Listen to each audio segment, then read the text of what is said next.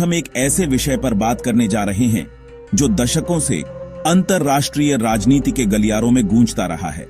यह कहानी है अमेरिका और ईरान की।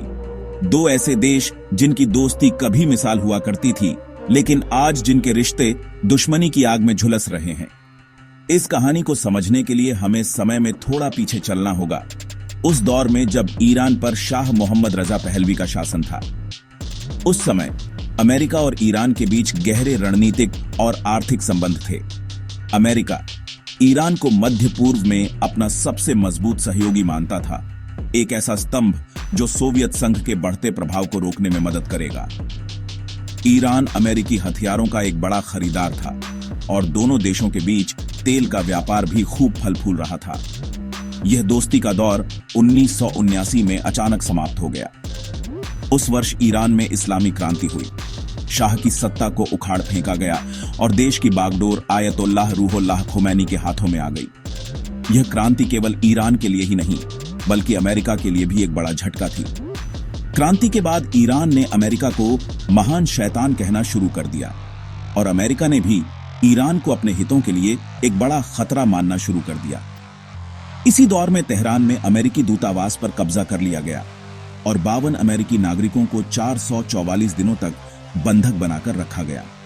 इस एक घटना ने दोनों देशों के बीच अविश्वास की एक ऐसी गहरी खाई खोद दी जिसे आज तक पाटा नहीं जा सका है। इसके बाद के दशकों में दोनों देशों के रिश्ते लगातार बिगड़ते चले गए। 1980 के दशक में हुए ईरान इराक युद्ध में अमेरिका ने सद्दाम हुसैन के इराक का समर्थन किया, जो ईरान के खिलाफ लड़ रहा था। यह ईरान के लिए एक और बड़ा विश्वासघात था। अमेरिका ने ईरान पर कई तरह के आर्थिक प्रतिबंध भी लगाने शुरू कर दिए, जिनका मकसद ईरान की अर्थव्यवस्था को कमजोर करना और उसके व्यवहार को बदलना था। इन प्रतिबंधों ने ईरान की आम जनता के जीवन को बहुत मुश्किल बना दिया, लेकिन ईरान की सरकार अपने रास्ते से हटी नहीं। यह तनाव कम होने के बजाय समय के साथ और भी गहरा होता गया, जैसे किसी पुराने जख्म पर बार बार चोट लगती रहे। समय समय पर रिश्तों को सुधारने की कुछ कोशिशें भी हुईं, लेकिन वे कभी कामयाब नहीं हो सकीं। 2015 में ईरान और दुनिया की 6 बड़ी शक्तियों, जिनमें अमेरिका भी शामिल था, के बीच एक परमाणु समझौता हुआ। इस समझौते का उद्देश्य ईरान को परमाणु हथियार बनाने से रोकना था।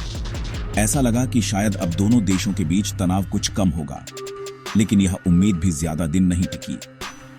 2018 में तत्कालीन अमेरिकी राष्ट्रपति डोनाल्ड ट्रंप ने इस समझौते से अमेरिका को एकतरफा बाहर कर लिया और ईरान पर पहले से भी ज्यादा कठोर प्रतिबंध लगा दिए। इस कदम ने दोनों देशों को एक बार फिर युद्ध के मुहाने पर लाकर खड़ा कर दिया और यहीं से उस हमले की जमीन तैयार हुई जिसकी चर्चा हम आज कर रहे हैं। अब सवाल यह उठता है कि आखिर अमेरिका ने ईरान पर हमला करने का फैसला क्यों किया? इसके पीछे कोई एक कारण नहीं था, बल्कि कई वजहों का एक जटिल जाल था। सबसे बड़ा और तात्कालिक कारण ईरान का बढ़ता हुआ क्षेत्रीय प्रभाव था। अमेरिका और उसके सहयोगी जैसे सऊदी अरब और इजराइल ईरान को मध्य पूर्व में अस्थिरता फैलाने वाली एक बड़ी ताकत के रूप में देखते थे। ईरान का इराक, सीरिया, लेबनान और यमन जैसे देशों में मौजूद सशस्त्र समूहों को समर्थन देना अमेरिका को अपनी आंखों में खटकता था। अमेरिका का मानना था कि ईरान इन समूहों का इस्तेमाल करके पूरे क्षेत्र में अपना दबदबा कायम करना चाहता है, जो अमेरिकी हितों के लिए सीधा खतरा है। दूसरा महत्वपूर्ण कारण ईरान का परमाणु कार्यक्रम था। हालांकि ईरान हमेशा कहता रहा है कि उसका परमाणु कार्यक्रम शांतिपूर्ण उद्देश्यों के लिए है, लेकिन अमेरिका और उसके सहयोगियों को हमेशा यह शक रहा कि ईरान गुप्त रूप से परमाणु बम बनाने की कोशिश कर रहा है। 2018 में परमाणु समझौते से बाहर निकलने के बाद अमेरिका ने अधिकतम दबाव की नीति अपनाई। इसका मकसद ईरान को आर्थिक रूप से इतना कमजोर कर देना था कि वह एक नए और ज्यादा कड़े समझौते के लिए मजबूर हो जाए। लेकिन जब ईरान ने इस दबाव के आगे झुकने से इनकार कर दिया और अपने परमाणु कार्यक्रम को फिर से तेज कर दिया, तो अमेरिकी प्रशासन के भीतर सैन्य कार्रवाई की आवाजें और बुलंद होने लगी। तीसरा कारण राजनीतिक और वैचारिक मतभेदों से जुड़ा है। 1979 की क्रांति के बाद से ही ईरान की शासन प्रणाली अमेरिका की लोकतांत्रिक विचारधारा के बिल्कुल विपरीत रही है। ईरान की सरकार खुले तौर पर अमेरिकी नीतियों की आलोचना करती है और उसे एक साम्राज्यवादी ताकत मानती है। वहीं अमेरिका भी ईरान पर मानवाधिकारों के उल्लंघन और आतंकवाद को बढ़ावा देने का आरोप लगाता रहा है। यह वैचारिक टकराव केवल बयानबाजी तक सीमित नहीं रहा, बल्कि इसने दोनों देशों के बीच एक स्थायी दुश्मनी का माहौल बना दिया। अमेरिकी नेतृत्व के लिए ईरान पर हमला करना केवल एक रणनीतिक कदम नहीं, बल्कि अपनी विचारधारा को स्थापित करने का एक तरीका भी था। अंत में घरेलू राजनीति ने भी एक अहम भूमिका निभाई। किसी भी देश के नेता के लिए एक बाहरी दुश्मन पर ध्यान केंद्रित करना अक्सर अपनी आंतरिक समस्याओं से जनता का ध्यान हटाने का एक कारगर तरीका होता है। अमेरिका में भी एक मजबूत और निर्णायक नेता की छवि बनाने की कोशिश में ईरान के खिलाफ कठोर कार्रवाई करना एक आकर्षक विकल्प था। ईरान को एक खतरे के रूप में पेश करके सरकार अपनी सैन्य कार्रवाइयों के लिए जनता का समर्थन हासिल कर सकती थी। इस तरह रणनीतिक चिंताओं, परमाणु महत्वाकांक्षाओं, वैचारिक मतभेदों और घरेलू राजनीतिक मजबूरियों ने मिलकर उस विस्फोटक स्थिति को जन्म दिया, जिसके कारण अमेरिका ने ईरान पर हमला किया। हमले की शुरुआत अचानक और अप्रत्याशित तरीके से हुई। यह कोई पारंपरिक युद्ध नहीं था जिसमें सेनाएं सीमाओं पर आमने सामने होती हैं। इसकी शुरुआत हुई एक बेहद सटीक और लक्षित हवाई हमले से। अमेरिकी ड्रोन विमानों ने बगदाद अंतर्राष्ट्रीय हवाई अड्डे के पास एक काफिले को निशाना बनाया। इस हमले में ईरान के सबसे शक्तिशाली सैन्य कमांडर जनरल कासिम सुलेमानी मारे गए। सुलेमानी ईरान की रिवॉल्यूशनरी गार्ड्स की कुद्स फोर्स के प्रमुख थे और उन्हें ईरान की विदेश नीति को जमीन पर लागू करने वाला सबसे महत्वपूर्ण व्यक्ति माना जाता था। अमेरिका के लिए सुलेमानी मध्य पूर्व में अमेरिकी सैनिकों पर हुए कई हमलों के लिए जिम्मेदार थे। इस हमले ने पूरी दुनिया को स्तब्ध कर दिया। यह अमेरिका की तरफ से एक बहुत बड़ा और साहसिक कदम था। यह ईरान को एक सीधा संदेश था कि अमेरिका उसके शीर्ष नेतृत्व को भी निशाना बनाने से नहीं हिचकिचाएगा। सुलेमानी की मौत ईरान के लिए एक बहुत बड़ा झटका थी। वह देश में एक राष्ट्रीय नायक के रूप में देखे जाते थे। उनकी हत्या ने ईरान में शोक और गुस्से की लहर पैदा कर दी।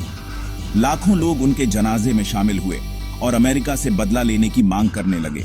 इस एक घटना ने दोनों देशों के बीच तनाव को उस स्तर पर पहुंचा दिया जहां से वापसी बहुत मुश्किल लग रही थी। सुलेमानी पर हमले के बाद अमेरिका ने अपनी सैन्य तैयारियों को और बढ़ा दिया। मध्य पूर्व में अतिरिक्त सैनिक, युद्धपोत और लड़ाकू विमान तैनात कर दिए गए। अमेरिकी ठिकानों पर सुरक्षा बढ़ा दी गई क्योंकि ईरान की तरफ से जवाबी कार्रवाई की आशंका बहुत ज्यादा थी। इसके साथ ही अमेरिका ने ईरान के कई अन्य महत्वपूर्ण ठिकानों पर साइबर हमले भी किए। इन साइबर हमलों का मकसद ईरान के कमांड और कंट्रोल सिस्टम को बाधित करना था, ताकि वह किसी बड़े हमले की योजना न बना सके। यह एक आधुनिक युद्ध का उदाहरण था, जहां मिसाइलों के साथ साथ कीबोर्ड का भी इस्तेमाल किया जा रहा था। अमेरिकी हमले केवल सैन्य ठिकानों तक ही सीमित नहीं रहे। अमेरिका ने ईरान की अर्थव्यवस्था को निशाना बनाते हुए और भी कड़े आर्थिक प्रतिबंध लगा दिए। इन प्रतिबंधों का दायरा ईरान के तेल निर्यात से लेकर उसके धातु उद्योग तक फैला हुआ था। मकसद यह था कि ईरान को आर्थिक रूप से पूरी तरह से पंगु बना दिया जाए। अमेरिका का तर्क था कि जब तक ईरान के पास पैसा नहीं होगा, वह अपने परमाणु कार्यक्रम या क्षेत्रीय प्रॉक्सी समूहों को समर्थन नहीं दे पाएगा। इस तरह अमेरिका ने सैन्य, साइबर और आर्थिक तीनों मोर्चों पर एक साथ हमला बोला, ताकि ईरान पर अधिकतम दबाव बनाया जा सके और उसे घुटने टेकने पर मजबूर किया जा सके। जनरल सुलेमानी की हत्या के बाद पूरी दुनिया की नजरें ईरान पर टिकी थीं। सवाल यह था कि ईरान इस हमले का जवाब कैसे देगा। क्या वह अमेरिका के साथ सीधे युद्ध में उतरेगा? ईरान के सर्वोच्च नेता आयतुल्लाह अली खामेनेई ने कठोर प्रतिशोध की कसम खाई, लेकिन ईरान ने जो जवाब दिया वह बहुत सोचा समझा और नपातुला था। ईरान ने सीधे तौर पर अमेरिकी नागरिकों या ठिकानों पर ऐसा कोई हमला नहीं किया जिससे एक पूर्ण युद्ध छिड़ जाए। इसके बजाय उसने अपनी सैन्य क्षमताओं का प्रदर्शन करने और अपने देश की जनता के गुस्से को शांत करने के बीच एक संतुलन बनाने की कोशिश की। यह एक ऐसा कदम था जिसमें संदेश भी था और संयम भी। ईरान की पहली और सबसे बड़ी जवाबी कार्रवाई सुलेमानी की मौत के कुछ ही दिनों बाद हुई। ईरान ने इराक में स्थित उन 2 अमेरिकी सैन्य अड्डों पर 1 दर्जन से ज्यादा बैलिस्टिक मिसाइलें दागी, जहां अमेरिकी सैनिक तैनात थे। यह हमला रात के अंधेरे में किया गया। ईरान ने दावा किया कि इस हमले में कई अमेरिकी सैनिक मारे गए, लेकिन अमेरिका ने इन दावों का खंडन किया। अमेरिकी रक्षा मंत्रालय ने कहा कि हमले में कोई भी अमेरिकी सैनिक नहीं मारा गया। हालांकि बाद में यह जानकारी सामने आई कि 100 से ज्यादा सैनिकों को दिमागी चोटें आई थीं। यह हमला ईरान की तरफ से एक सीधा और खुला सैन्य जवाब था, जो यह दिखाने के लिए काफी था कि वह अमेरिकी ठिकानों तक पहुंचने की क्षमता रखता है। मिसाइल हमले के अलावा ईरान ने अपने प्रॉक्सी समूहों यानी उन सशस्त्र संगठनों का भी इस्तेमाल किया जिन्हें वह समर्थन देता है। मध्य पूर्व के अलग अलग देशों में मौजूद इन समूहों ने अमेरिकी हितों और उसके सहयोगियों के ठिकानों पर छोटे छोटे हमले करने शुरू कर दिए। इराक में अमेरिकी दूतावास के पास रॉकेट हमले हुए।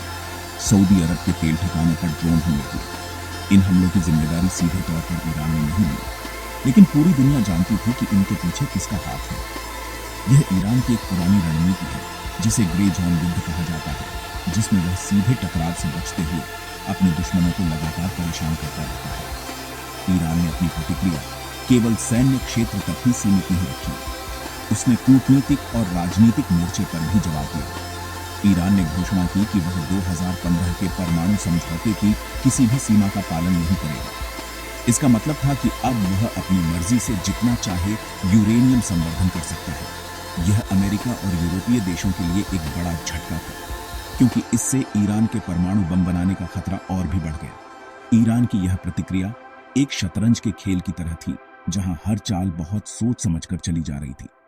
इसका मकसद अमेरिका को यह दिखाना था कि दबाव की नीति काम नहीं करेगी और ईरान किसी भी कीमत पर झुकेगा नहीं। छात्रों के लिए अमेरिका और ईरान का यह संघर्ष केवल दो देशों की लड़ाई की कहानी नहीं है। यह अंतर्राष्ट्रीय संबंधों, भू राजनीति और आधुनिक युद्ध के तरीकों को समझने का एक महत्वपूर्ण अध्याय है। सबसे पहली बात जो यह संघर्ष हमें सिखाता है वह है इतिहास का महत्व। आज जो कुछ भी हो रहा है उसकी जड़ें अतीत में बहुत गहरी हैं। 1953 में अमेरिका द्वारा ईरान में तख्तापलट से लेकर 1969 की इस्लामी क्रांति और बंधक संकट तक हर घटना ने दोनों देशों के बीच अविश्वास को बढ़ाया है। यह हमें बताता है कि किसी भी अंतर्राष्ट्रीय मुद्दे को समझने के लिए उसके ऐतिहासिक संदर्भ को जानना कितना जरूरी है, वरना हम केवल सतह पर हो रही घटनाओं को ही देख पाएंगे। दूसरी महत्वपूर्ण सीख राष्ट्रीय हितों की भूमिका के बारे में है। हर देश अपनी विदेश नीति अपने राष्ट्रीय हितों के आधार पर तय करता है। इस मामले में अमेरिका का हित मध्य पूर्व में अपने प्रभुत्व को बनाए रखना, तेल के प्रवाह को सुनिश्चित करना और अपने सहयोगियों की सुरक्षा करना है। वहीं ईरान का हित अपनी इस्लामी क्रांति को बचाना, क्षेत्रीय प्रभाव को बढ़ाना और बाहरी दबाव से अपनी संप्रभुता की रक्षा करना है। जब दो देशों के राष्ट्रीय हित एक दूसरे से टकराते हैं तो संघर्ष की स्थिति पैदा होती है। ये संघर्ष हमें यह समझने में मदद करता है कि अंतर्राष्ट्रीय राजनीति में कोई स्थायी दोस्त या दुश्मन नहीं होता, केवल स्थायी हित होते हैं। यह संघर्ष हमें आधुनिक युद्ध के बदलते स्वरूप को भी दिखाता है। आज युद्ध केवल टैंकों और तोपों से नहीं लड़ा जाता, अब यह एक हाइब्रिड वॉरफेयर का रूप ले चुका है, जिसमें सैन्य कार्रवाई के साथ साथ आर्थिक प्रतिबंध, साइबर हमले, सूचना युद्ध और प्रॉक्सी समूहों का इस्तेमाल भी किया जाता है। अमेरिका ने ईरान पर अधिकतम दबाव के लिए आर्थिक प्रतिबंधों का सहारा लिया, तो ईरान ने प्रॉक्सी समूहों और साइबर हमलों से जवाब दिया। छात्रों के लिए यह समझना जरूरी है कि भविष्य के संघर्ष इसी तरह बहुआयामी होंगे, जहां लड़ाई हर मोर्चे पर लड़ी जाएगी, चाहे वह जमीन हो, हवा हो या फिर इंटरनेट। अंत में यह संघर्ष हमें कूटनीति और संवाद के महत्व को भी समझाता है। जब दो देशों के बीच संवाद के रास्ते बंद हो जाते हैं तो गलतफहमियों और टकराव का खतरा बढ़ जाता है। 2015 का परमाणु समझौता इस बात का एक उदाहरण था कि कैसे बातचीत के जरिए जटिल समस्याओं का समाधान निकाला जा सकता है। लेकिन जब अमेरिका उस समझौते से हट गया तो दोनों देश एक बार फिर युद्ध के कगार पर पहुंच गए। यह हमें सिखाता है कि चाहे कितने भी मतभेद क्यों ना हो, बातचीत का दरवाजा हमेशा खुला रखना चाहिए, क्योंकि युद्ध किसी भी समस्या का अंतिम समाधान नहीं हो सकता। ये छात्रों के लिए एक महत्वपूर्ण सबक है कि शांति और स्थिरता के लिए कूटनीति सबसे शक्तिशाली हथियार है। अमेरिका और ईरान के बीच इस संघर्ष का असर केवल इन दो देशों तक ही सीमित नहीं रहा। इसके दूरगामी परिणाम हुए जिन्होंने पूरे मध्य पूर्व के क्षेत्र और विश्व राजनीति को प्रभावित किया। सबसे पहला और सीधा असर मध्य पूर्व में अस्थिरता के रूप में देखने को मिला। यह क्षेत्र पहले से ही कई संघर्षों का अखाड़ा बना हुआ था और इस तनाव ने आग में घी डालने का काम किया। इराक एक बार फिर अमेरिका और ईरान के बीच प्रॉक्सी युद्ध का मैदान बन गया। सीरिया, यमन और लेबनान में भी तनाव बढ़ गया क्योंकि ईरान ने अपने सहयोगी गुटों को और मजबूत करना शुरू कर दिया। इस बढ़ते तनाव ने पूरे क्षेत्र को एक अनिश्चितता के माहौल में धकेल दिया। इस संघर्ष का दूसरा बड़ा असर वैश्विक तेल बाजार पर पड़ा। मध्य पूर्व दुनिया का सबसे बड़ा तेल उत्पादक क्षेत्र है और दुनिया का लगभग 5वां हिस्सा तेल हॉर्मुज जलडमरु मध्य से होकर गुजरता है, जिस पर ईरान का नियंत्रण है। जब भी इस क्षेत्र में तनाव बढ़ता है तो तेल की कीमतों में उछाल आ जाता है। हमले और जवाबी कार्रवाई की खबरों के बीच तेल की कीमतों में भारी उतार चढ़ाव देखने को मिला। इससे भारत जैसे देशों पर सीधा असर पड़ा, जो अपनी जरूरत का ज्यादातर तेल आयात करते हैं। तेल की बढ़ती कीमतों का मतलब है महंगाई का बढ़ना, जिससे आम आदमी की जेब पर बोझ पड़ता है। इस तरह तेहरान और वाशिंगटन का तनाव दुनिया भर के घरों के बजट को प्रभावित करता है। तीसरा प्रभाव वैश्विक शक्तियों के समीकरणों पर पड़ा। इस संकट ने दुनिया के बड़े देशों को खेमों में बांट दिया। जहां इजराइल और सऊदी अरब जैसे देश खुलकर अमेरिका के साथ खड़े थे, वहीं रूस और चीन ने ईरान का समर्थन किया। उन्होंने अमेरिकी प्रतिबंधों की आलोचना की और ईरान के साथ अपने आर्थिक और रणनीतिक संबंधों को जारी रखा। इस संकट ने रूस और चीन को मध्य पूर्व में अपनी भूमिका बढ़ाने का एक मौका दे दिया। यह वैश्विक शक्ति संतुलन में एक महत्वपूर्ण बदलाव का संकेत था, जहां अमेरिका का एक क्षेत्र प्रभुत्व अब पहले जैसा नहीं रहा और दुनिया बहुध्रुवीय व्यवस्था की ओर बढ़ रही है। चौथा और शायद सबसे चिंताजनक असर परमाणु अप्रसार की वैश्विक व्यवस्था पर पड़ा। जब ईरान ने घोषणा की कि वह परमाणु समझौते की सीमाओं को नहीं मानेगा, तो इससे एक खतरनाक मिसाल कायम हुई। इससे यह डर पैदा हो गया कि ईरान अब परमाणु हथियार बनाने के और करीब पहुंच सकता है। अगर ईरान परमाणु बम बना लेता है तो यह मध्य पूर्व में हथियारों की एक नई होड़ शुरू कर सकता है। सऊदी अरब और तुर्की जैसे देश भी परमाणु हथियार हासिल करने की कोशिश कर सकते हैं। यह पूरी दुनिया की सुरक्षा के लिए एक बहुत बड़ा खतरा होगा। इस तरह दो देशों के बीच का यह संघर्ष पूरी दुनिया को एक परमाणु संकट के मुहाने पर ले आया। तो आखिर हम इस पूरी कहानी से क्या समझें? अमेरिका और ईरान के बीच का संघर्ष दशकों पुराने अविश्वास, टकराते हुए राष्ट्रीय हितों और वैचारिक मतभेदों का नतीजा है। यह कोई साधारण लड़ाई नहीं है, बल्कि एक जटिल शतरंज की बिसात है, जहां हर चाल के कई मतलब होते हैं और हर कदम का असर पूरी दुनिया पर पड़ता है। अमेरिकी हमला उस तनाव की पराकाष्ठा थी जो सालों से सुलग रहा था। यह हमला ईरान के बढ़ते प्रभाव को रोकने, उसके परमाणु कार्यक्रम पर लगाम लगाने और मध्य पूर्व में शक्ति संतुलन को अपने पक्ष में बनाए रखने की एक अमेरिकी कोशिश थी। यह एक ऐसा कदम था जिसने दुनिया को कुछ समय के लिए सांस रोकने पर मजबूर कर दिया था। ईरान की प्रतिक्रिया भी उतनी ही महत्वपूर्ण थी। उसने सीधे युद्ध से बचते हुए एक नपे तुले तरीके से जवाब दिया। मिसाइल हमलों और प्रॉक्सी कार्रवाइयों के जरिए उसने यह संदेश दिया कि वह दबाव के आगे झुकेगा नहीं और अपनी रक्षा करने में सक्षम है। इस संघर्ष ने यह भी दिखाया कि आर्थिक प्रतिबंध और सैन्य दबाव हमेशा कारगर नहीं होते। कई बार वे विपरीत परिणाम भी देते हैं, जैसा कि ईरान के मामले में हुआ, जहां बाहरी दबाव ने देश के भीतर कट्टरपंथी ताकतों को और मजबूत कर दिया। यह हमें बताता है कि अंतर्राष्ट्रीय समस्याओं का समाधान केवल ताकत के इस्तेमाल से नहीं हो सकता। आज 2025 में स्थिति अभी भी तनावपूर्ण बनी हुई है। हालांकि खुला युद्ध टल गया है, लेकिन दोनों देशों के बीच का शीत युद्ध जारी है। ईरान अपने परमाणु कार्यक्रम को आगे बढ़ा रहा है और अमेरिका के प्रतिबंध अभी भी लागू हैं। मध्य पूर्व में प्रॉक्सी लड़ाइयां चल रही हैं और किसी भी छोटी सी चिंगारी से आग भड़कने का खतरा बना हुआ है। कूटनीतिक बातचीत की कोशिशें हो रही हैं, लेकिन विश्वास की कमी एक बड़ी बाधा है। दोनों ही पक्ष अपनी अपनी जगहों पर अड़े हुए हैं और कोई भी पीछे हटने को तैयार नहीं है। यह एक ऐसी अनिश्चितता की स्थिति है जो पूरे क्षेत्र और दुनिया की स्थिरता के लिए ठीक नहीं है। भविष्य क्या होगा, यह कहना मुश्किल है। क्या दोनों देश बातचीत की मेज पर वापस लौटेंगे और एक नया समझौता करेंगे, या फिर यह तनाव एक बड़े और विनाशकारी युद्ध का रूप ले लेगा? इसका जवाब समय ही देगा।